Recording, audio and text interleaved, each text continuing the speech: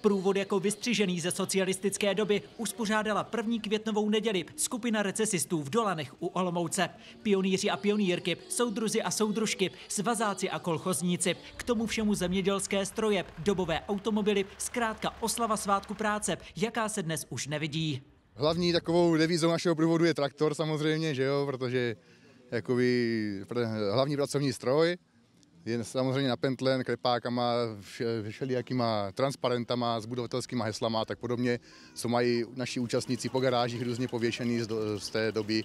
Není to poprvé, je to 8. ročník letos, takže lidí je čím dál víc, takže se to asi chytlo ta akce. Pár kamarádů se po zimě sešlo, aby se šli pobavit do průvodu. Ten vyrazil po 2. hodině odpolední od hasičské zbrojnice a vydal se na téměř 2kilometrovou cestu vesnicí.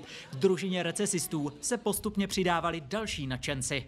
Já jsem tady jako za hodnýho strejdu z vesnice, který ve svátečním nedělním obleku šel do toho prvomájového průvodu. Tak jsou za uklizečku, tady ten úbor mám půjčený od babičky a ten zbytek to je overall normálně. Co říkáte na to, že se tady v Dolanech koná taková akce? Tak už tady asi po 6., takže my se tradičně toho účastníme a to prostě bomba, no. Tak my tady chodíme pravidelně, takže víceméně jsme to začínali tady s dětskama, takže to jako bereme to tak, že nás to baví, je to sranda, no. My v Dolanech jsme takový zásadoví a my dodržujeme tradice. Jednou z nich je i stavění Májky, která s nimi cestovala na voze až na fotbalové hřiště. Tam se jí chopilo minimálně 10 párů rukou, které ji vstyčily k nebi. Jak dlouho tam zůstane, se teprve ukáže, nejpozději však do konce května. Tak většinou se nám zatím stávalo, že nám to neplánovaně pokáceli z vedlejších vesnic, ale letos to snad vydrží, ale taková spíš zase komorní akce, nic velkého, jakoby obecní akce to nebude.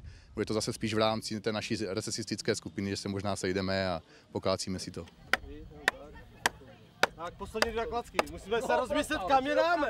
A pak následovala volná zábava, při které nechybělo ani pivo. Toho se za odpoledne vypili doslova litry. Stejně jako kostýmy recesistů, ani jeho cena neodpovídala dnešní době. Čepovalo se totiž za předrevoluční ceny.